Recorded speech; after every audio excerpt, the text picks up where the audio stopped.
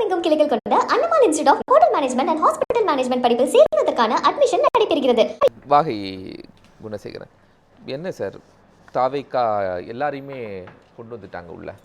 அது தொல் திருமாவளவன் அவர்கள் சொன்னது மாதிரி காலத்தின் கட்டாயம் தான்.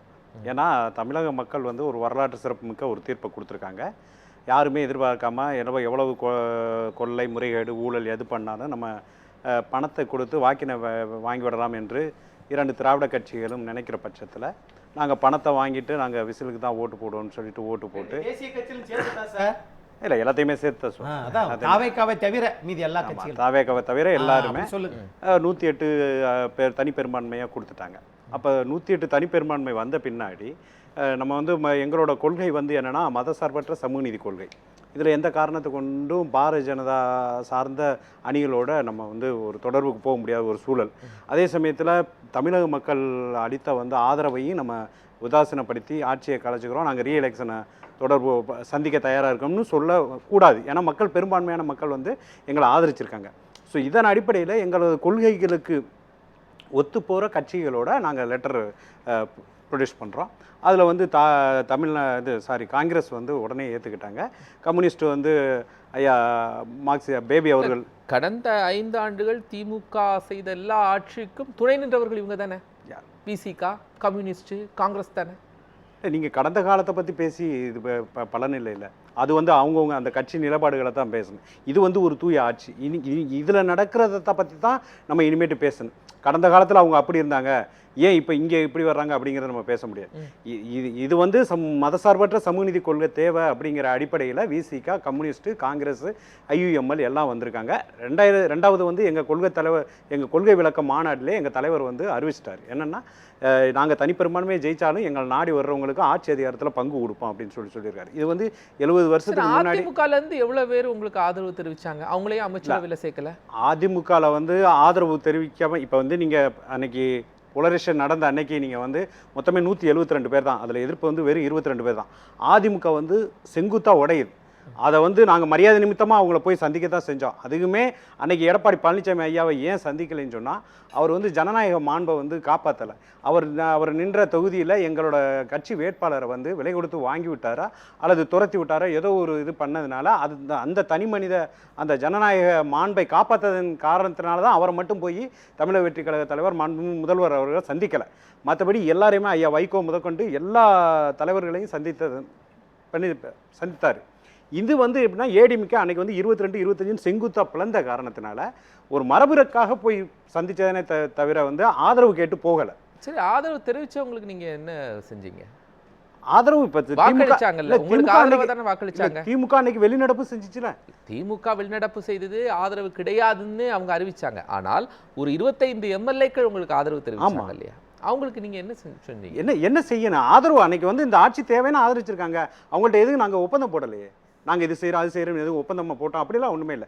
எங்களுக்கு உண்டான ஒப்பந்தம் போட்டிருக்கீங்க. ஆமாம், இப்போ போட்டிருக்கோம்ல. கூட்டணி ஆட்சி, ஆமாம், அமைச்சரவையில் பங்கு, ஆட்சி அதிகாரத்தில் பங்குன்னு கொடுத்துருக்கோம். இன்றைக்கி மாண்புமிகு வன்னியரசு அவர்கள் அவங்களோட நீண்ட நாள் கனவு, விடுதலை சிறுத்தைகளோட நீண்ட நாள் கனவு, ஒடுக்கப்பட்ட மக்களுக்கும் சாமானிய மக்களுக்கும் ஆட்சி அதிகாரத்தில் பங்கு வேண்டும் என்பது அவர்கள் நீண்ட நாள் கனவு.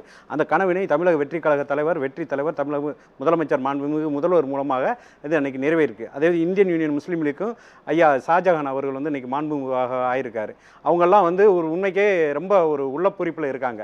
ஏன்னா இன்னைக்கு அது இந்த திராவிட கட்சிகளுக்கு ஒரு இதுனா இவங்களோட வாக்குகளை மட்டும் நாங்கள் வாங்கிக்கிடுவோம், ஆனால் ஆட்சி அதிகாரத்தை நாங்கள் மட்டும் வச்சுட்டு காலம் வரைக்கும் நாங்கள் எதிர்பார்க்குற நாங்கள் பண்ணுற எல்லாத்துக்கும் நீங்கள் முட்டு கொடுக்குற வேலையே வச்சுக்கணும் அப்படின்னு சொல்லிட்டு இந்த கம்யூனிஸ்ட் கைகளும் விசிகா கைகளும் எல்லாமே கட்டுண்டு போய் கிடந்தது மாதிரி தான் நான் தெரியுது. ஏன்னா இப்போ நீங்கள் சாம்சங் பிரச்சனையிலலாம் கம்யூனிஸ்ட் நீங்கள் சாம்சங்கு போட்டால் இப்போவுமே நீங்கள் கோயம்புத்தூரில் ஒரு 10 வயது மாணவிக்கான அவங்க சூழல் நீங்கள் பார்த்துருப்பீங்க. பலியாக இருக்கிறாங்க, கொலை செய்யப்பட்டிருக்காங்க, மின்வெட்டு பிரச்சனை, இப்படி ஒவ்வொரு பகுதிகளிலையும் நம்ம வரிசைப்படுத்திட்டே போகலாம். அதாவது மின்வெட்டு பிரச்சனை நீங்கள் என்ன சொல்கிறீங்கன்னா, இப்போ 1967 பேரறிஞர் அண்ணா ஆட்சி அமைச்ச உடனே என்ன சொன்னார்னா, அன்னைக்கு ஐயா காமராஜரும் கர்மவீரர் காமராஜரும் பக்தவச்சலமும் இவங்க புதுசாக ஆட்சிக்கு வந்திருக்காங்க, இது ஒரு தேனிலவு காலம், இவங்களோட ஆட்சி நிர்வாகத்தை நம்ம 6 மாதம் பொறுமையாக கண்காணிக்கணும். அந்த அதுக்கப்புறம் நம்ம அவங்கள விமர்சனம் பண்ணுவோம் அப்படின்னு சொன்னார். அந்த சமநாயகத்தை இன்னைக்கு ஐயா மு க ஸ்டாலின் வந்து ஏற்றுக்கிட்டார். இந்த மின்வெட்டு இதெல்லாம் வந்துட்டு இப்போ தான் நாங்கள் மினிஸ்ட்ரேஷனை நேற்றே ஃபார்ம் பண்ணியிருக்கோம்.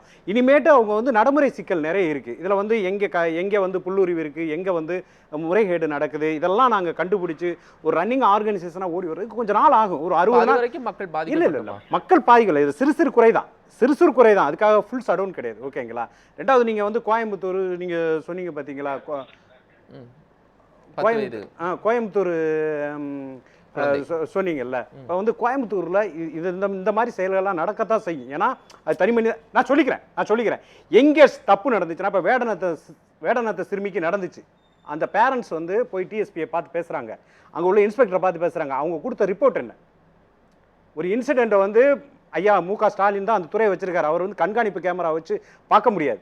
ஆனால் உன் மக யாரோட ஓடி போயிருப்பா அப்படிங்கிற வார்த்தையை அங்கே உள்ள சொல்கிறாங்க. டிஎஸ்பி வந்து அந்த சமூகத்தை சார்ந்த ஒரு டிஎஸ்பியை வச்சு மைக்கில் பேச வச்சு சரி கட்ட வைக்கிறாங்க. ஆனால் இங்கே அப்படி இல்லை. உடனே அதை எங்கே சிசிடிவி கேமரா பார்க்குறாங்க, டக்குன்னு உடனே அவங்க அரெஸ்ட் பண்ணுறாங்க, நடவடிக்கை எடுக்கிறாங்க, உடனே இது தண்டனை வாங்கி கொடுக்க முயற்சி பண்ணுறாங்க. புரியுதுங்களா? அதே மாதிரி இங்கே வந்து இதில் திருச்சியில் நர்சிங் மாணவி அதை ஏதோ அனஸ்தீசியா கொடுத்ததில் ஏதோ மரணம் அடைஞ்சிட்டாங்க, போராட்டம் பண்ணுறாங்க. உடனே மாண்புமிகு அமைச்சர் ரமேஷ் அவர்கள் அங்கே போகிறாங்க. நீங்கள் வந்து என்ன நடந்துச்சுன்னு தெரியல, நான் உங்களுக்கு வந்து முறையான தண்டனை நான் வாங்கி தர்றேன் அப்படிங்கிற மாதிரி சொல்கிறாங்க. குற்றம் செய்யப்பட்டது உண்மையெனில் நாங்கள் கண்டிப்பான முறையில் கடுமையான தண்டனை வாங்கி தருவோம்னு சொல்கிறாங்க. இதுதான் ஆட்சி நிர்வாகம். நீங்கள் வந்து காவல்துறையை வந்து முடக்கித்தான் விட முடியும். குற்றங்களே இல்லாத மாநிலமெல்லாம் நம்ம வந்து எந்த மாநிலத்தையுமே சொல்ல முடியாது. குற்றங்கள் நடக்கும், அது அவனோட மனநிலையை பொறுத்து. அவன் காம பிசாசா இருந்தானா, காம பேயா இருந்தானா அவன் பண்ணத்தான் செய்வான். அவனுக்கு சட்ட இதெல்லாம் வந்து இல்லை, காவல்துறையை பார்த்து ஒரு அச்சம் வரணும்ல. இல்லை, காவல்துறைக்கு தான் இன்னைக்கு கைகால் ஒடிஞ்சிருக்கு. இன்னும் கொஞ்ச நாளில் வந்து நடக்கும். அவனுக்கு பொது இடத்துல ஒரு தண்டனை கிடைக்கும். காவல்துறை ஒரு சிறப்பான நடவடிக்கை எடுப்பாங்க. அதுதான் நான் சொல்கிறேன். இப்போ இந்த கூட்டணி பிரச்சனை இருக்கு இல்லையா, இதை எப்படி இங்கே சமாளிக்க போறீங்க? ஏது எந்த பிரச்சனையும் இல்லையுமே. முழு மெஜாரிட்டியோட 121 122 அந்த ரேஞ்சில் இருக்காங்க. 120 அபவ் 120க்கு மேலே இருக்காங்க. எந்த பிரச்சனையும் இல்லை. 5 ஆண்டு காலம் முழுசாக பூர்த்தி அடையும். இன்னைக்கு வந்து திமுக வந்து கால் உடைந்த நாற்காலியாக இருக்காங்க. அவங்கள்ட்ட இருந்து சமூக நீதி, அதாவது போலியா மதசார்பற்ற கொள்கைன்னு சொல்லி பேசிட்டு அதிமுக பாரதிய ஜனதாவோட ஒரு மறைமுக கூட்டணி வச்சுக்கிட்டு இருந்தாங்க. அது வந்து இன்னைக்கு வந்து முழுக்க எல்லா கூட்டணி கட்சிகளுமே இங்கே வந்துருச்சு. இந்த கூட்டணி கட்சி திரும்ப போகிறது எந்த காலத்துலையுமே நடக்காது. கிட்டத்தட்ட இன்னைக்கு தமிழக வெற்றி கழக தலைவர் எனக்கு ஒன்று மட்டும் சொல்லுங்க, விசிக இன்னும் திமுகவோடு நட்புணர்வில் தான் இருக்காங்களா? இப்போ இருக்காங்க தற்சமயம். அதாவது இப்போ தான் வந்து ஒரு கூட்டணியிலேருந்து ஒரு 2 சீட்டு ஜெயிச்சிருக்காங்க. அதன் அடிப்படையில் ஜனாதிபதி ஆட்சி வந்துடக்கூடாதுங்கிறதுக்காக முதல்ல ஆதரவு கொடுத்தாங்க. அப்புறம் தாவேக விரும்புதுன்னு சொல்லிட்டு இப்போ கூட்டணி அமைச்சரவையில் சேர்ந்துருக்காங்க. இப்போ இந்த கூட்டணி அமைச்சரவையில் சேர்ந்ததுக்கு பின்னாடி இங்கே கிடைக்கிற மரியாதை, இப்போ அங்கே வந்து அவங்க வந்து தோழமை சுடுதலோட கடந்து போனாங்க. இங்கே அப்படி இருக்காது. இல்லை, இப்போ விசிக இப்போ திமுக கூட்டணியில் இருந்து தாவேக அமைச்சரவையில் பங்கெடுத்திருக்காங்களா, இல்லை திமுக கூட்டணி உறவை முறித்து கொண்டார்களா அப்படிங்கிறதான். இப்போ அவங்க வந்து எந்த கூட்டணியில் இல்லை அப்படிங்கிற மாதிரி தான் சொன்னாங்க. ஆனால் ஆட்சிக்கு ஆதரவு கொடுக்குறோம் அப்படிங்கிற மாதிரி தான் அவங்க சொல்லியிருக்காங்க. அப்படித்தானே சார் சொல்லியிருக்காங்க? அது என்னன்னா, அதாவது தேர்தலில் திமுகவோடு கூட்டணி வைத்து வெற்றி பெற்றிருந்தாலும் இப்போ வந்து நாங்கள் வெளியிலேருந்து ஆதரவு கொடுத்தோம். வெளியிலேருந்து ஆதரவு கொடுக்கும்போது திமுகவோடு எங்களுடைய கூட்டணி தொடரும். அதே சமயத்தில் குடியரசுத் தலைவர் ஆட்சி வந்து விடக்கூடாது, மீண்டும் ஒரு தேர்தல் வந்து விடக்கூடாது என்பதற்காக ஆதரவு கொடுக்குறோம்.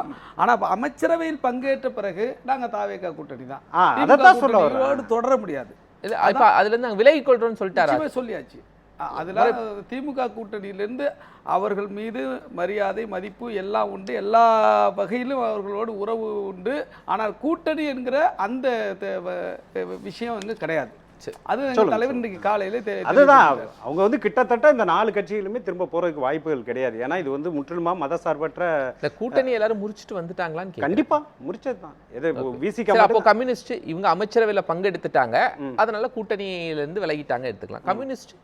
கம்யூனிஸ்டோட கொள்கை, நீங்க வந்து கம்யூனிஸ்டோட கொள்கை பாத்தீங்கன்னா சொன்னாங்க. இல்ல கம்யூனிஸ்ட் இவங்க வேற, இவங்க நான் சொல்லிக்கிறேன். கம்யூனிஸ்டோட கொள்கை என்னன்னா, அவங்க வந்து வெளியில இருந்து ஆதரிக்கிறோம்னு சொல்றாங்க. அதான் எந்த கூட்டணியில இருக்காங்கன்னு கேக்குறேன். அவங்க வந்து இப்ப எந்த கூட்டணியிலுமே இல்லை, எங்களை ஆதரிக்கிறதுனால. ஒரு விஷயம், அவங்க அறிவித்ததுபடியே இருக்குது. என்ன அறிவிச்சிருக்காங்கன்னா, நாங்கள் திமுக கூட்டணி தொடர்கிறோம், வெளியிலிருந்து தாவேகா ஆட்சி அமைக்க ஆதரவு கொடுக்குறோங்கிற அந்த அறிவிப்பு இதுவரையும் வந்து மாற்றி அறிவிக்கப்படலை. அது அப்படியே தான் இருக்கு. அது தேர்தல் சமயத்தில் அவங்க மாறிடுவாங்க, நீங்க பாருங்க.